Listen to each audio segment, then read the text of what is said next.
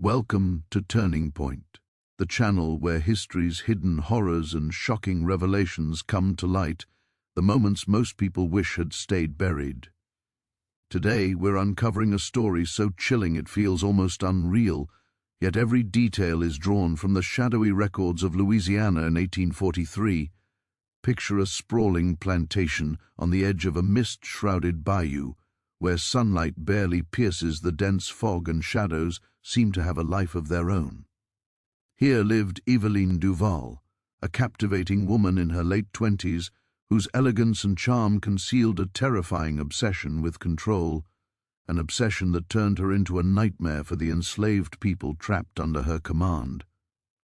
Before we begin, take a moment to comment below which country are you watching from and what time of day is it there, morning, midnight, or somewhere in between. We read every comment, and if you're drawn to the darkest moments history tried to erase, make sure to subscribe.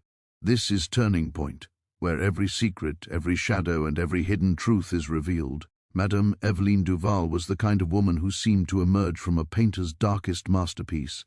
Her skin was pale, almost luminous, as if untouched by the Louisiana sun, and yet her eyes held a sharpness, a glint that made those who met her glance away quickly, feeling inexplicably unsettled. She carried herself with the precision of someone who had studied every gesture, every movement, until it was perfect. Every tilt of the head, every soft laugh, every flicker of her lashes seemed carefully calculated. She smiled, and her smile could warm a room, but behind that warmth there was a coldness, a sense of control that few could sense at first glance. Those who observed her, even from a distance, felt a subtle shiver, as if a shadow had passed over the sunlit lawn. Her journey to the Duval plantation had been the subject of much gossip in New Orleans. Stories of her beauty and sophistication had preceded her. Guests at her wedding ball spoke of the soft glimmer of her pearls, the delicate lace that adorned her sleeves, the way the silk of her gown seemed to float in the humid southern air like a wisp of smoke. Some said she could command attention without speaking a single word. Others whispered that her charm was almost hypnotic, drawing people in, only to leave them uneasy once they were close. But while all admired her beauty, few dared to linger too long in her presence, sensing, perhaps instinctively, that behind that porcelain mask was something darker than anyone dared to imagine. When she arrived at the Duval plantation, it was not with the shy awe of a young bride, but with the assuredness of someone who had already claimed her place in the world. The plantation itself was vast, stretching for miles along the edge of the murky bayou. Spanish moss hung like grey curtains from the cypress trees, and the humid air was heavy with the scent of wet earth and stagnant water. Large company. Lums framed the entrance of the main house, gleaming white against the rich green of the surrounding landscape. Flowers bloomed in carefully tended gardens, their fragrances blending with the musky smell of the swamp, creating an atmosphere that was at once beautiful and subtly oppressive. Eveline's arrival marked the beginning of a new chapter in the estate's history. Her husband, Monsieur Henri Duval, a man of considerable wealth and influence, had been a respected figure in the region. He was known for his business acumen, his commanding presence, and his ability to maintain order among the many workers who tended the plantation. Yet, in Eveline's presence, even Henri seemed slightly diminished. She had a way of observing people as if she could see into the very depths of their thoughts, their fears, and their desires. This was not the kind of attention that inspired comfort.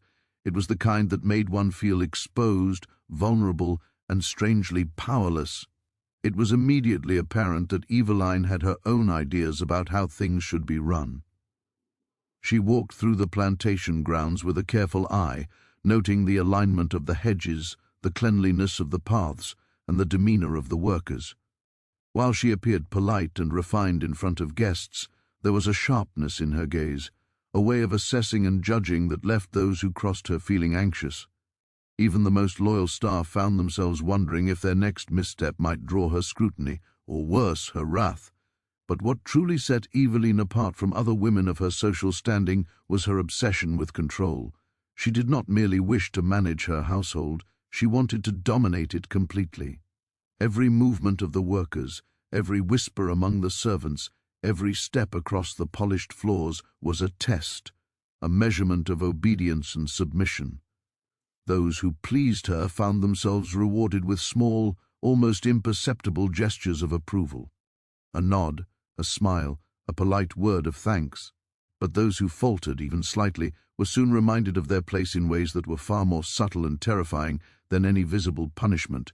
It did not take long for whispers of Eveline's unusual demeanor to circulate among the staff. She seemed fascinated by the swamp that bordered the plantation, the dark, twisting waters that snaked through the cypress trees and vanished into the foggy horizon. The swamp was dangerous, filled with hidden sinkholes, venomous snakes, and alligators that moved silently beneath the surface. Yet Eveline would walk its edges with an almost magnetic interest, sometimes standing for hours, staring into the black waters as if communicating with some unseen presence. Workers began to feel uneasy when she wandered near the swamp alone, sensing that her fascination was not innocent curiosity, but something far more sinister. On her first evening at the plantation, Eveline hosted a small gathering. Candles flickered against the wall, else of the grand hall, casting long shadows that seemed to dance alongside the guests. Wine flowed, and music filled the air with soft, lilting melodies. Yet there was a tension underlying the celebration, subtle but unmistakable. Servants moved quietly, anticipating her needs, while she observed them as though each action were a puzzle to solve. And while the guests admired her charm, those who looked closely could see a faint, almost imperceptible smile, one that did not quite reach her eyes, one that hinted at something hidden and deeply unsettling. As the days passed, Eveline's presence began to cast a long shadow over the plantation. Workers whispered in corners, sharing stories of her strange behaviors, the way she would appear silently behind someone, the way she seemed to anticipate the smallest mistakes, the way she occasionally disappeared near the swamp, only to return with a serene expression, as if nothing had occurred. No one knew what she did during these moments, but a palpable fear began to grow. People spoke in hushed tones of the bride's shadow, a term that captured both her elegance and the creeping dread she inspired. Eveline's relationship with her husband was equally enigmatic. Henri Duval admired her, but he was increasingly aware that her mind was unlike any other he had encountered. She questioned decisions with a quiet intensity, suggested changes with a pointed precision, and carried an air of authority that subtly undermined his own. Friends who visited the plantation remarked on her influence, noting that even Henri seemed to defer to her judgment on matters both trivial and significant. And yet, for all her control, Eveline maintained the appearance of grace and humility, a duality that made her both fascinating and frightening. The local community soon began to notice that things were changing at the Duval estate. Guests who visited reported an eerie calm, a sense that the plantation was alive with silent observation. The enslaved workers became more withdrawn, their conversations clipped, their eyes constantly flicking toward Eveline as if searching for a sign of her displeasure. Stories circulated of people who had angered her in small ways, misplacing an item, speaking out of turn, failing to complete a task promptly, only to vanish for hours, returning pale and shaken, or not returning at all.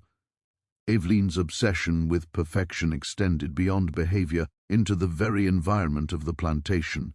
Gardens were rearranged according to her exact specifications, rooms were cleaned and polished with meticulous care. Even the staff's attire was scrutinized, corrected, and, if necessary, replaced. There was a rhythm to her control, a methodical precision that left no room for error. And in the midst of all this, the swamp remained her silent companion, a dark and mysterious entity that seemed to absorb her attention, almost as if it were a living extension of her will. By the end of her first year at the Plantation, it became evident that Eveline Duval was unlike any woman the region had known. She possessed an intelligence that was sharp, a beauty that was captivating, and a darkness that was undeniable. Workers, neighbors, and even her husband could sense it. She was a force to be reckoned with, a presence that could not be ignored, and a woman whose influence extended far beyond the walls of her home. Yet beneath the surface of her elegance and sophistication, there was a stirring of something more profound, something that would define her legacy in the years to come. It was not enough for Eveline to simply command attention or inspire fear. She sought complete dominance, a mastery over both people and place. And as the fog of the bayou rolled over the plantation each night, concealing the twisted roots and hidden waters, it seemed to whisper to her, offering secrets that only she could hear, promising power in ways that no one else could imagine. In the quiet of the southern evenings, as cicadas sang and the swamp exhaled its damp, earthy scent, Eveline Duval walked the edges of her domain, her gaze fixed on the dark waters. The grandeur of her home, the elegance of her appearance, the fear she inspired, all were part of a careful tapestry she was weaving, one that would soon envelop everyone on the plantation. Her story was only beginning, and the shadows she cast were already long, stretching over every path, every tree, and every trembling soul who dared cross her. By now, it was clear, the Louisiana bride was no ordinary woman, and the Duval plantation was no ordinary estate. Something dark had taken root here, something that would grow in silence, in secrecy and in terror. And for those who worked and lived there, it was only a matter of time before the true extent of Eveline's power and her obsession with the swamp would reveal itself in ways that would haunt the bayou for generations. The days following Eveline Duval's arrival at the Duval plantation were filled with an uneasy rhythm, a pulse that seemed to echo through the grand hallways, across the polished floors, and into the dense, shadowy edges of the surrounding swamp. It was a rhythm that no one could name, yet everyone felt it, a quiet, omnipresent tension that wrapped the estate in a cloak of silent dread. The workers moved with careful precision, anticipating Eveline's gaze before it fell upon them, their steps deliberate and hushed. Even the birds in the cypress trees seemed to fall silent when she walked past, as if nature itself acknowledged the weight of her presence. The swamp, a sprawling labyrinth of dark water and twisted roots, had always been a place of caution and superstition for the locals. It was said that the waters held secrets older than the towns themselves, that the fog that rolled across the bayou at dawn and dusk could hide anything from a wandering traveler to the most cunning predator. But Eveline's fascination with this place went beyond the normal curiosity of a landowner. She walked its edges for hours, her gaze penetrating the shadows, her movements deliberate, as though she were both studying and communing with the swamp itself. To the enslaved workers, the swamp became a place of fear and whispered legend. It was here that Eveline's cruelty first revealed itself in ways too subtle for outsiders to detect, but impossible to ignore for those who lived under her watch. Servants who faltered, whether by misplacing an item, speaking out of turn, or simply appearing too slow in her estimation, were quietly led to the swamp. No one ever heard what happened there. Some returned, pale and shaken, their eyes hollow with terror, while others vanished completely, swallowed by the dark waters and thick, tangled roots. The plantation staff spoke in hushed voices about the bride's bayou, a place where the mist was heavy and the air seemed to thrum with secrets too terrible to name. The first known disappearance occurred less than a month after Eveline's arrival. A young man named Jacques, strong and hard-working, had accidentally dropped a basket of fruit while carrying it to the kitchen. Eveline's eyes narrowed as she observed the mishap from the veranda, her hands clasped delicately in front of her. She did not shout, nor did she raise her voice. Instead, she simply nodded slightly toward the swamp. That evening, Jacques was sent on an errand that led him along the swamp's edge, and by nightfall he was gone. Some claimed they heard faint cries in the fog, but when other workers went to investigate, there was nothing, only the cold, still water swallowing every sound and reflection.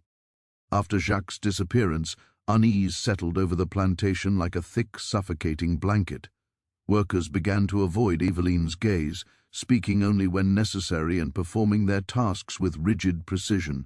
Children, too young to understand the full weight of her power, felt it instinctively, recoiling at her approach, sensing the danger in the elegant tilt of her head, the measured cadence of her steps, and the faint, chilling smile that seemed to linger at the corners of her lips. Eveline, however, was not content with mere obedience. She sought control over fear itself. She understood that terror was more effective when it was subtle, when it crept into the mind and settled there like a shadow that refused to lift. She would often appear suddenly near the swamp, standing motionless as if waiting for someone, her presence alone enough to send shivers down the spines of those who dared approach. Workers reported seeing her in the pre-dawn mist, her reflection barely visible in the dark waters, and later swore that her figure seemed to move with the fog itself, gliding silently across the swamp as if she were part of it. The swamp became a tool, a weapon in Eveline's carefully orchestrated reign. She learned its hidden paths, its treacherous undercurrents, the places where the mud sucked at one's feet, and the roots threatened to twist an ankle into a fatal trap. She studied the alligators, the snakes, and the tangled cypress knees, understanding how each could serve her purposes, how the natural dangers of the swamp could amplify the terror she inspired. To the outside world, the Duval estate appeared prosperous and orderly, but beneath the surface, the plantation was a place where fear and death moved silently, guided by Eveline's hand. Over time, the stories of the swamp's horrors began to circulate beyond the plantation. Travelers on nearby roads reported hearing cries in the fog, glimpses of a pale figure standing at the water's edge, and the faint sound of laughter that did not belong to any ordinary person. Local children dared each other to approach the swamp, only to flee screaming when the mist seemed to reach out with ghostly hands. Even the neighboring plantation owners spoke in quiet tones of the Bayou Bride, a woman whose beauty and elegance were rivaled only by the terror she inspired. Eveline's methods were meticulous.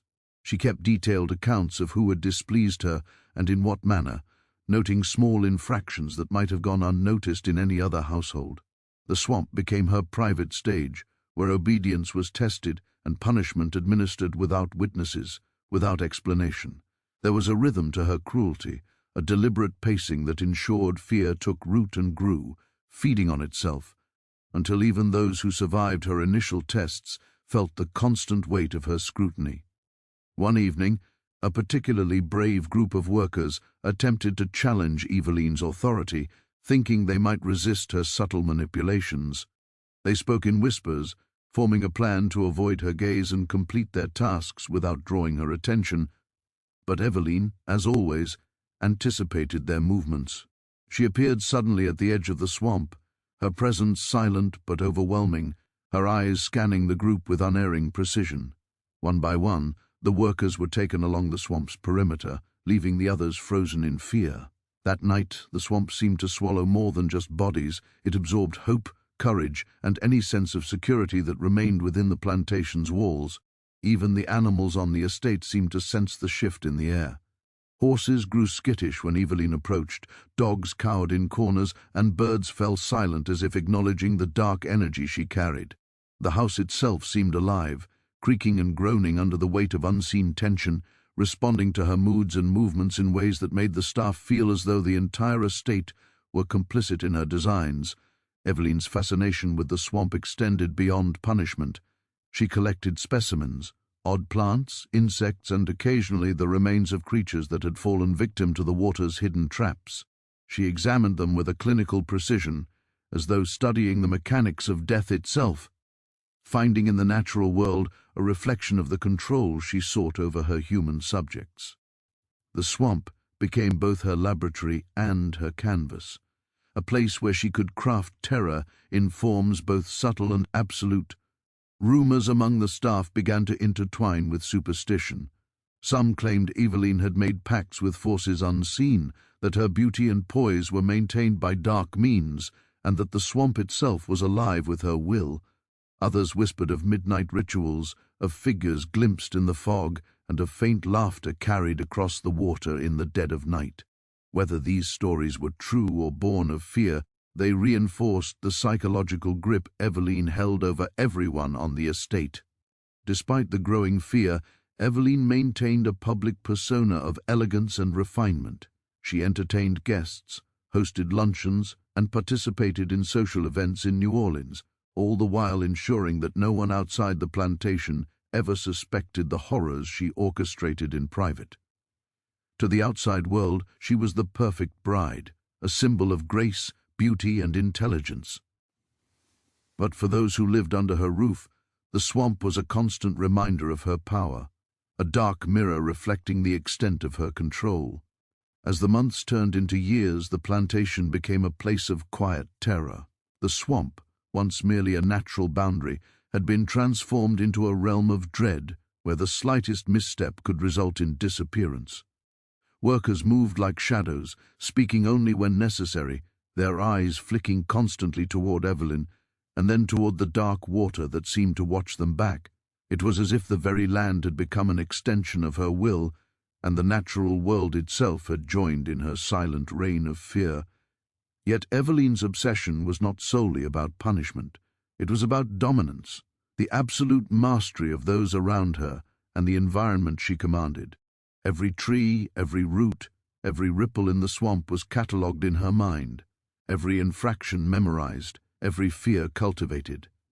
She understood that true power lay not just in physical control, but in shaping the psyche, instilling a pervasive sense of helplessness, and ensuring that even the bravest souls questioned their own judgment and sanity. By the time the Duval plantation had fully adapted to Evelyn's presence, it had become something far beyond a home. It was a fortress of fear, a living organism in which she was the heart, the mind, and the shadow that extended into every corner. The swamp, once silent and mysterious, now hummed with her influence, a dark partner in her orchestration of terror. And for those who dared to cross her, whether intentionally or by accident, there was no escaping the reality that Evelyn Duval, the Louisiana bride, had claimed both the land and the people as her own. Even neighbors, curious travelers, and passing traders could sense something was amiss. The estate exuded a strange stillness, an unnatural calm. Hat contrasted sharply with the wild energy of the surrounding bayou.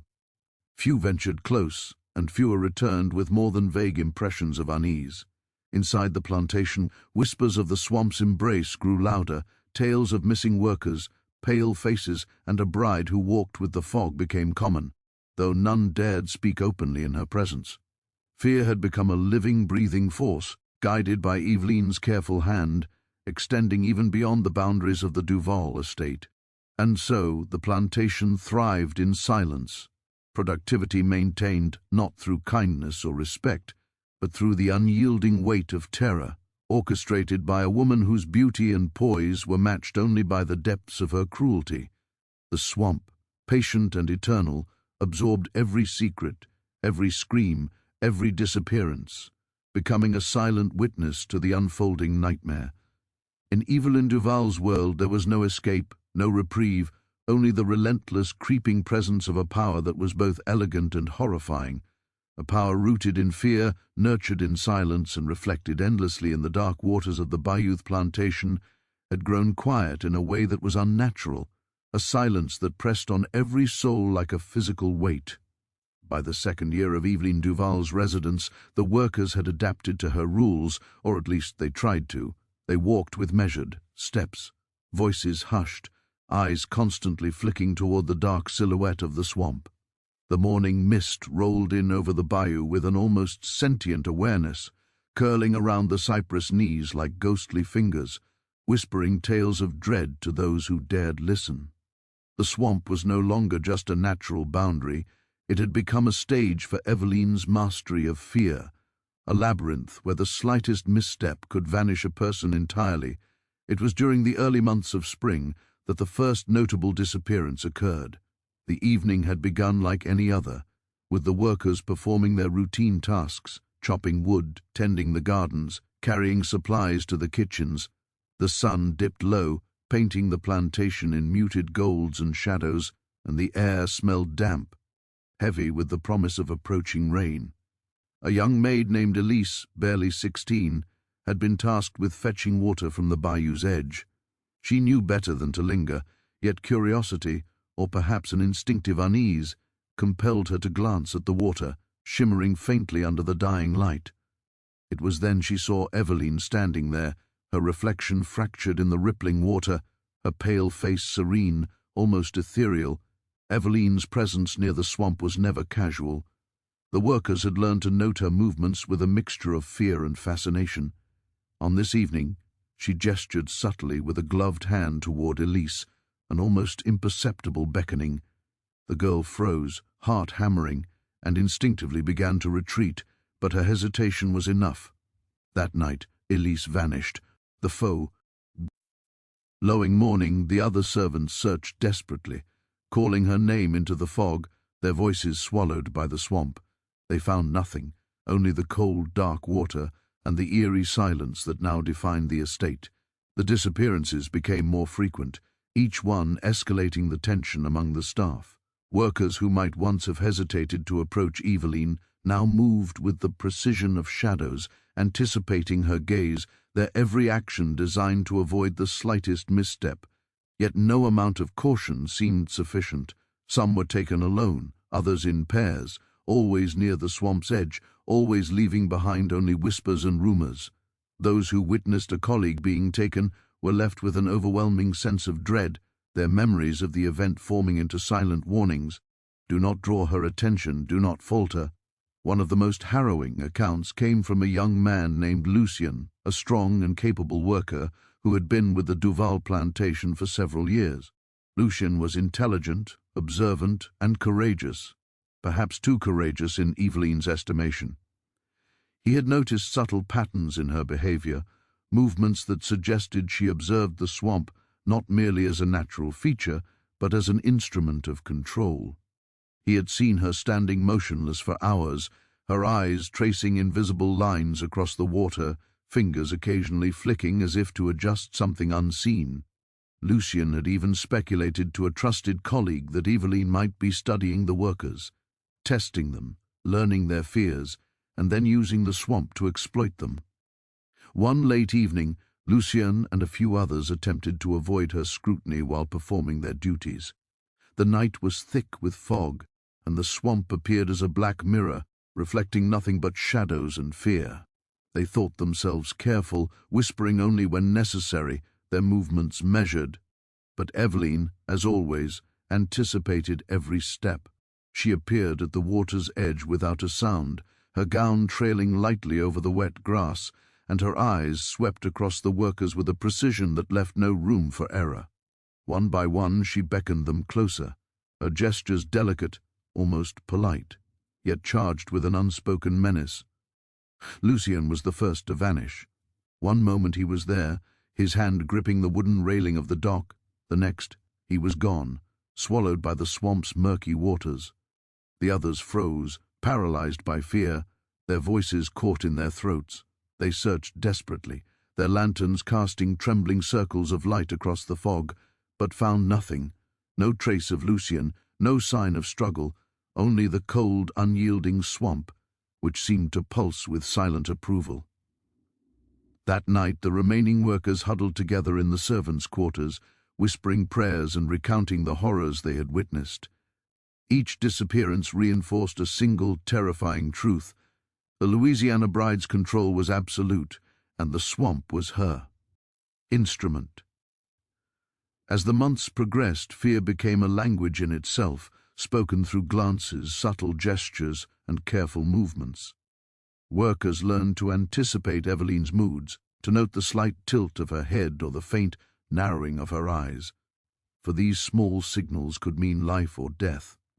The swamp had become both prison and executioner, and the absence of those who had vanished was a constant reminder of her power. The stories of these disappearances spread through the neighboring plantations in whispered conversations. Tales of the Bayou bride, who commanded the swamp itself and could make people vanish as if they had never existed. There were those who tried to resist, to challenge her dominance, believing that courage or cunning could save them. One group of workers, led by an older man named Henri, attempted to leave the plantation under cover of darkness. They moved carefully, avoiding Eveline's gaze, navigating the twisted paths and hidden channels that led away from the swamp. But Eveline's intuition was unmatched. She appeared silently in the fog, her reflection glimmering in the water like a phantom, and one by one they were drawn back, some slipping into the swamp, others retreating in terror. The escape attempt failed, and the survivors were left broken, their spirits crushed under the weight of her omnipresent control. Even within the house, the atmosphere became oppressive. The servants spoke little, and their eyes darted constantly, following every movement. Footsteps on the polished floors echoed like distant warnings, reminding everyone that Eveline could appear at any moment. The children of the plantation, though largely kept away from the swamp, sensed the tension, the invisible threads of fear that bound the household together. They became quiet, watchful, and cautious, learning early that the simplest misstep could draw Eveline's attention, and attention from her was never benign. The disappearances were not only a method of control but also a demonstration of power. Eveline understood psychology in ways that were almost supernatural, using fear to manipulate, to dominate, and to inspire obedience without overt violence. Those who survived an encounter with her near the swamp carried the terror in their very bones, a silent, invisible chain that ensured compliance. Stories began to circulate of workers who were found days later, wandering near the swamp's edge, muttering incoherently, their eyes wide with unspoken horrors, forever changed by what they had seen or experienced. Eveline's methods were subtle, almost surgical. She did not strike out with brute force but with precision, ensuring that the threat was psychological as much as physical. A worker might be summoned to the swamp for a minor infraction, a dropped tool, a misaligned row of plants, and that worker might return pale and trembling, recounting only fragmented memories, or not at all. The swamp, ever patient, absorbed these acts of terror. The water and mud becoming silent accomplices in her reign. One of the most chilling accounts came from a young maid named Juliet, who had been with the Duval estate for less than a year. She had noticed the pattern of disappearances and, in desperation, confided in another servant, hoping for guidance. "I cannot stay silent," she whispered, glancing nervously toward the shadowed tree line of the swamp. "I cannot watch them take everyone and do nothing." Her friend warned her, voice trembling, that to speak was to invite attention, that Eveline's eyes saw and remembered far more than anyone could imagine. But curiosity, or perhaps a sense of moral obligation, compelled Juliet to continue watching, to try to understand. One evening, as she approached the swamp's edge to collect water, she saw Eveline standing there, serene and beautiful, yet emanating a presence so powerful it seemed to bend the mist around her. Juliet froze, heart hammering, and in that instant she understood that the disappearances were not random. They were deliberate, orchestrated, and inevitable. The psychological terror extended beyond the physical disappearances. Workers began to see Eveline's power in the smallest details. A misaligned tool, a crooked chair, or even the faintest hesitation in a gesture could draw her gaze. Her ability to control fear was unparalleled. It seeped into every corner of the plantation, into every interaction, creating an environment where no one could feel safe, not even for a moment. Neighbors and visitors occasionally glimpsed the eerie calm of the plantation, noting how the workers moved silently, like shadows obeying some invisible command. Travelers passing the bayou at night sometimes claimed to hear muffled cries carried on the mist, or glimpsed pale figures near the water, only to find the swamp empty when they approached. These tales, half real and half imagined, cemented Eveline's reputation beyond the plantation as a figure of dark fascination, a bride who ruled with subtle, relentless terror, her presence as inescapable as the swamp itself. By the third year, it became clear that the disappearances were an unbroken chain of control. Each act reinforced the previous, creating a network of fear so complete that the workers could no longer imagine a life beyond Eveline's influence. They adapted to her presence, yes, but only as shadows of themselves, hollowed by dread and constantly aware of the swamp's patient, silent power. The disappearances were no longer mere events. They had become ritualized, almost ceremonial in their execution. Eveline would observe, select, and command with deliberate precision, her actions choreographed to maximize fear, ensure obedience, and assert her dominance. Those taken by the swamp became ghostly legends, their absence a living testament to the Louisiana bride's authority and a warning to anyone who dared to challenge her control, even as whispers of rebellion emerged, small, tentati, vague, and hopeless. The disappearances continued, reinforcing her unchallenged power. Workers learned to move as shadows, speaking only when necessary, their eyes always aware of Evelyn's, their thoughts always tuned to the subtle rhythms of fear she orchestrated. And the swamp, patient and eternal, remained a dark mirror, reflecting her power, absorbing the terror, and becoming an inseparable part of the legend of the Louisiana bride. By now, it was no longer simply a story of control, it was a tale of horror, subtle yet unrelenting, of lives erased without trace, of a woman who had mastered fear itself, and of a swamp that had become a silent accomplice in her reign. Those who vanished were never spoken of again, yet their presence lingered in the whispers, the shadows, and the ever-present mist that rolled silently over the bayou. The disappearances had become Evelyn Duval's signature, the dark heart of her growing legend. Her influence stretched across every corner of the plantation beyond the immediate staff, beyond even the land itself. And as the years passed, the swamp became not just a boundary, but a kingdom of shadows, ruled by the Louisiana bride, whose beauty, intelligence, and cruelty were now inseparable from the land she had claimed, the fear she had cultivated, and the silent, terrifying power she wielded with unmatched precision. The plantation was no longer just a place of work. It had become a web of whispers, shadows, and silent calculations. Every corner, every hallway, every edge of the swamp seemed alive with anticipation, as if the land itself had absorbed Evelyn Duval's presence and carried her will through the very air. Those who had survived her calculated cruelties moved like shadows, never daring to meet her gaze for more than a fleeting second, and yet within their hushed tones there began to emerge a different kind of sound. Whispers that refused to be entirely silenced. Rumors began to stir, threads of hope interwoven with fear, tales of rebellion mingling with the memory of the vanished.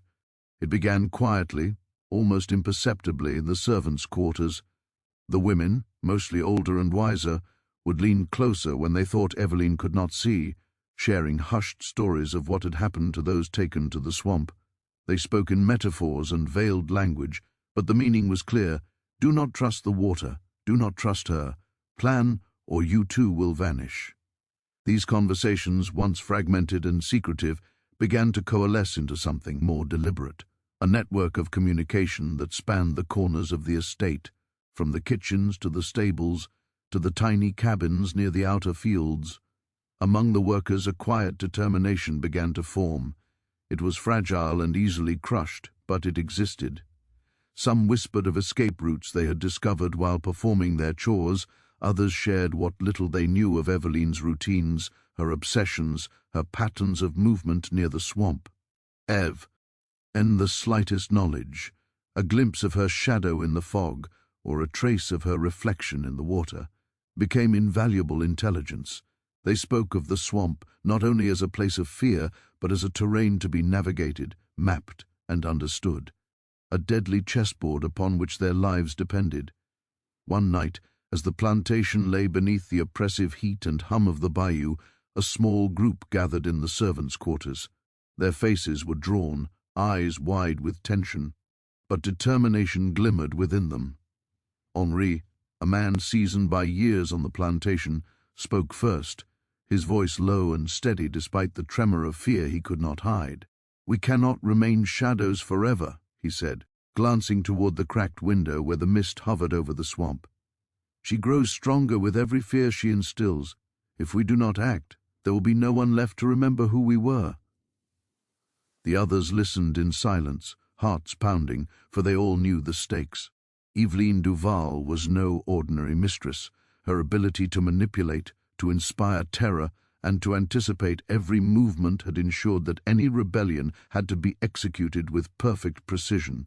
One misstep, one miscalculation could mean death or disappearance. And yet, fear had reached a point where inaction was no longer an option. The swamp, which had claimed so many, had also become a source of hope. If they could learn its secrets, perhaps it could also be their path to freedom. Their plan was not simple. They could not merely flee, for Eveline's presence and knowledge of the land made it nearly impossible. They would need to move silently, avoid her gaze, and use every shadow, every tree, every bend in the swamp to their advantage. Every step would have to be calculated, every sound measured, every breath controlled. They began to practice small movements, walking near the swamp under cover of night, testing the paths, memorizing the routes, the shallow pools, the hidden sinkholes that might betray them. In these secret exercises, the swamp, once a symbol of fear, became a teacher, patient, dangerous, but offering lessons that might ensure survival. Meanwhile, Eveline continued her meticulous control, oblivious to the small currents of resistance beginning to swirl among her workers. She observed the plantation as a conductor observes an orchestra, noting every misalignment, every hesitation, and every trace of anxiety. She walked the edges of the swamp, her pale reflection fractured in the water, and her thoughts seemed to blend with the fog, as if she were part of the mist itself. The workers who dared move too freely were subtly corrected, sometimes through whispers, sometimes through small disappearances that reinforced the terror she commanded. The rebellion, fragile as it was, existed beneath a veil of overwhelming caution, constantly tested and pruned by Eveline's relentless surveillance. Rumors of her cruelty spread beyond the plantation, reaching neighboring estates and the small towns scattered along the bayou. Travelers spoke of the Bayou Bride, with a mixture of fascination and horror. Tales of the disappeared workers, of eerie cries in the mist, and of Eveline's cold, calculating beauty became a local legend. These stories, though terrifying, fueled the imagination of the workers themselves, who realized that her power extended beyond mere physical threats. It was psychological, spreading fear into every heart within and outside the Duval estate. The tension among the workers reached a breaking point one particularly oppressive summer evening. The heat hung over the plantation like a wet blanket, the air thick with humidity and the swamp exhaling its damp, earthy scent in waves. That night, a group of women and men convened near the old barn, hidden behind the shadows of the cypress trees. Their whispered voices blended with the chirping of cicadas, creating an eerie symphony of secrecy. Plans were discussed with care: who would move first, who would create distractions, how they would navigate the treacherous edges of the swamp. Every detail mattered. The smallest oversight could mean immediate disappearance. Among them, a young man named Armand emerged as a natural leader. He was sharp, observant, and unyielding in his determination to protect those who could not protect themselves. Armand had seen too many vanishings, friends, colleagues, even distant acquaintances who had drawn Eveline's attention. He spoke softly but firmly, outlining a plan that relied not only on stealth, but on knowledge of the swamp, understanding of Eveline's routines, and the careful cultivation of courage among the group. "She may see everything," he said, "but she cannot control what we do when we move as one, when we trust each other."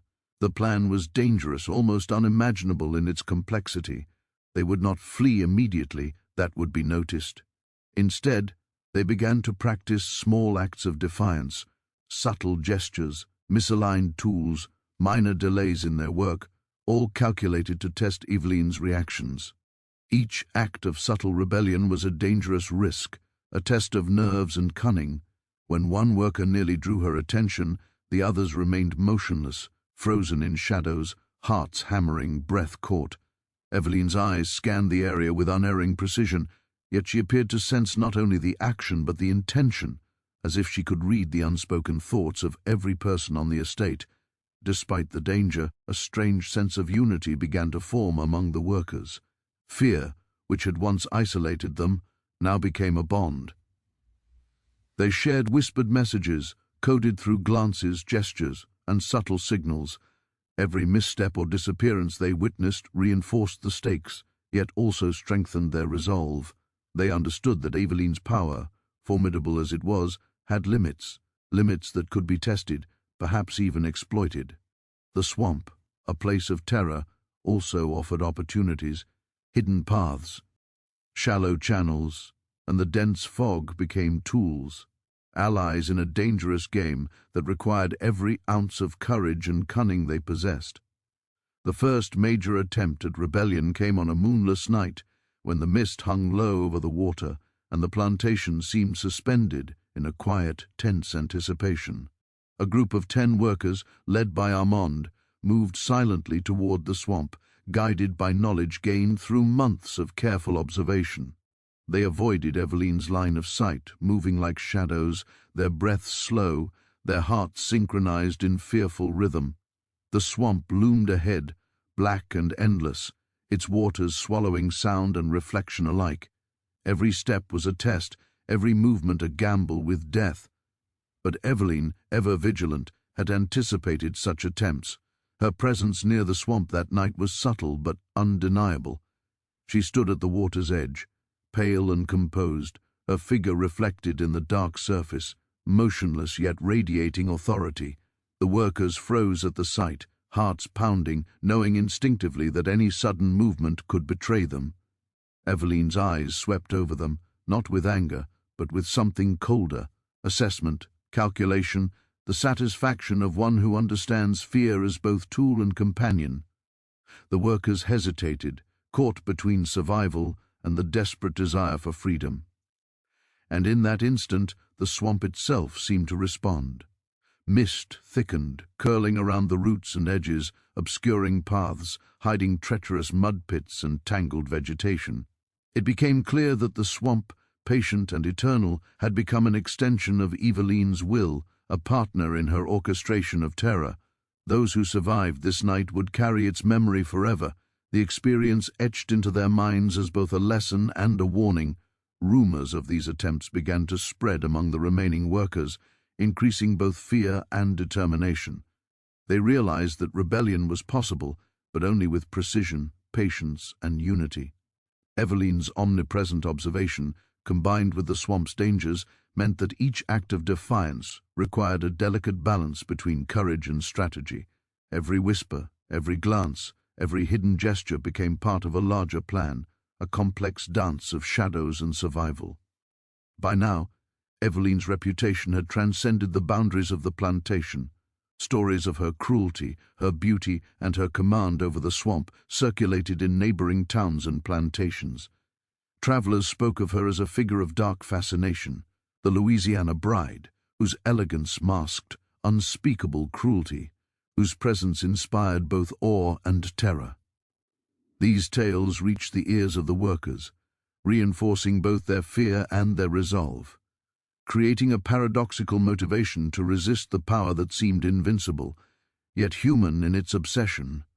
The months that followed were a delicate balance of rebellion and survival. Small acts of defiance were tested, carefully observed, and adjusted. The SW. AMP remained a constant threat, but also a guide, teaching those who watched its movements, studied its depths, and learned its hidden channels. The workers understood that Eveline's control, formidable though it was, had gaps, invisible, subtle, yet exploitable. They moved with caution, always aware of the delicate tension that held the plantation together. And so the plantation existed in a state of suspended terror, a place where whispers and shadows intertwined, where fear and hope danced a delicate, dangerous dance. Eveline Duval remained the silent queen of this dark realm, her beauty and cruelty intertwined, her power extending through every corner of the estate. The workers, despite the constant threat of disappearance, began to nurture a fragile spark of defiance, knowing that the swamp, once a tool of oppression, might also hold the key to their survival, if only they could navigate its treacherous paths with courage, unity, and cunning. By the end of this year the stage was set. The whispers had grown louder, the plans more deliberate, and the tension within the plantation had reached a point where one misstep could ignite chaos. Eveline Duval, ever vigilant, remained a formidable force, but the seeds of rebellion, nurtured in fear and careful observation, had begun to take root. The swamp, the silent accomplice, would witness the unfolding of this delicate, deadly game, a game of shadows, whispers, and survival in the heart of Louisiana's darkest waters. The Duval plantation by now had become something that no visitor could understand at first glance.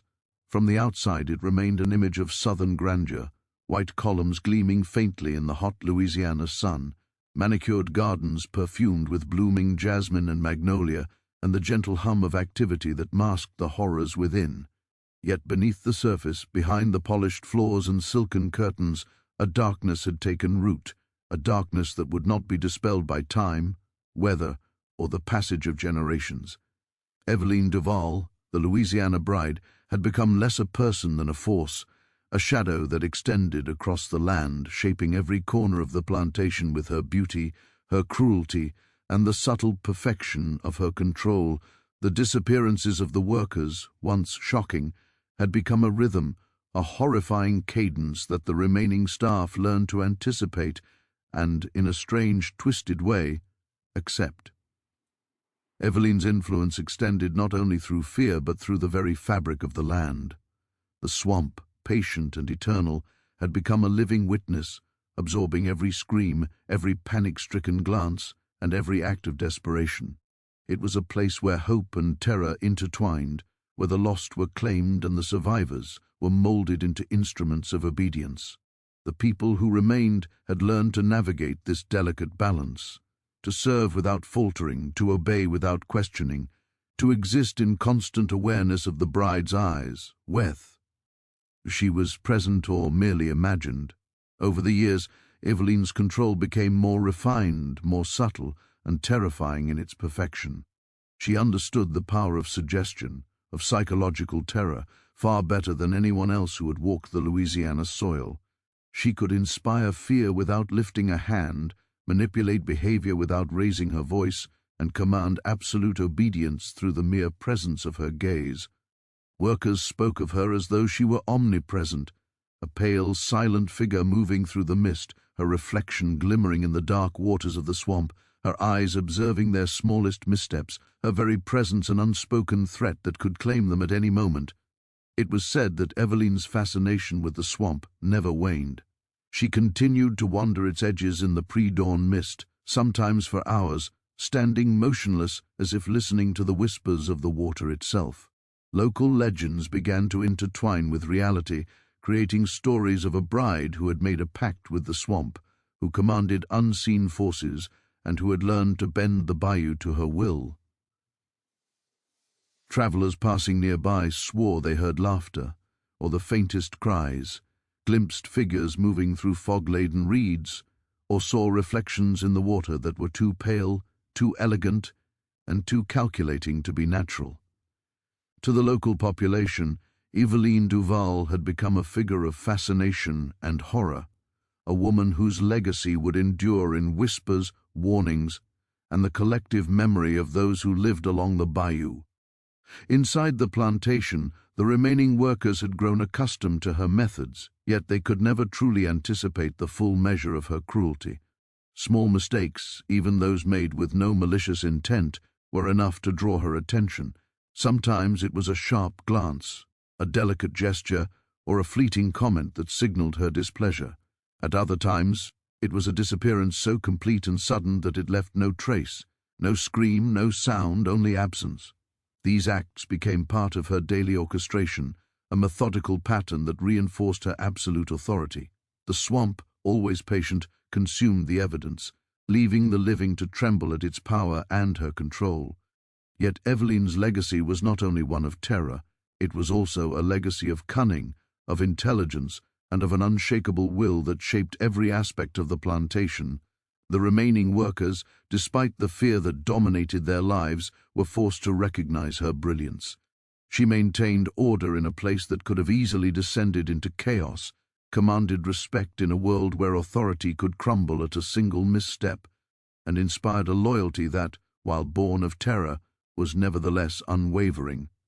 In this way, Eveline Duval's power became not only a force of fear, but a carefully cultivated mastery of both people and land, entwining the swamp itself into her reign. The swamp, of course, remained central to her legend. It was a plaque, of danger and mystery, a labyrinth of roots, water, and hidden channels that few dared traverse. The people who vanished into its depths were never spoken of again, yet their absence echoed in every corner of the plantation. Their loss was a reminder, a silent warning that ensured obedience. But the swamp also reflected Eveline's mind, patient, calculating, capable of concealing horrors while simultaneously revealing just enough to manipulate those who remained. It was as if the land had become her accomplice, and the very earth had learned to respond to her will. Whispers among the surviving workers began to grow, a subtle undercurrent of conversation that blended fear with speculation. They spoke in shadows, crafting coded messages through gestures and glances, always careful to avoid detection. The stories of the disappeared became both warnings and inspiration, a haunting record of Eveline's meticulous cruelty and the price of defiance. Even as fear dominated their lives, a fragile spark of resistance remained, carried in secret conversations and hidden glances. The workers understood that survival required obedience, yet their minds could not help but turn to questions: who else would vanish next? Could Eveline be challenged? Could the swamp itself, so central to her power, be turned against her? The children of the plantation, though largely shielded from the full horrors, absorbed the atmosphere in ways that would shape them for life. They witnessed the tension, the careful movements, the hushed voices, and the silent warnings embedded in every glance. The disappearances of their caretakers and the constant surveillance of Eveline left an indelible mark, a blend of awe, fear, and an understanding that the world was far more complex and dangerous than it appeared in the sunlit gardens and elegant halls. These young observers internalized the lessons of the swamp. Obedience was survival, fear was power, and the Louisiana bride was both the heart and shadow of their reality. Eveline's influence extended beyond the plantation itself. Local towns and neighboring estates had begun to take note of the strange calm that defined the Duval property. Travelers spoke of an unnatural stillness, of people moving in silent, calculated ways, of distant cries carried across the mist. Stories of the Bayou bride spread like wildfire, blending fact with legend, each retelling amplifying her mystique and her reputation. Eveline's legacy, though terrifying, had begun to transcend the immediate confines of her land, becoming a cautionary tale and a dark fascination that reached far beyond her own influence. The years passed, and the pattern of disappearances continued.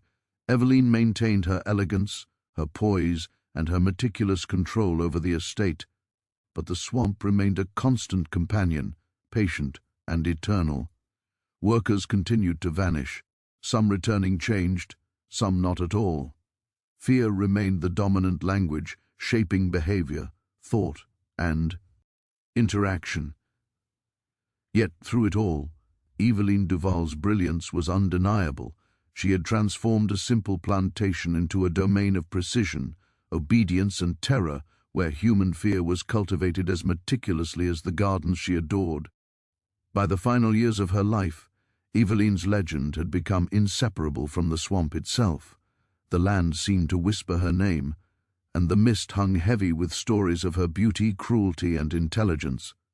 The people who remained were shadows of their former selves, forever altered by the psychological mastery she wielded.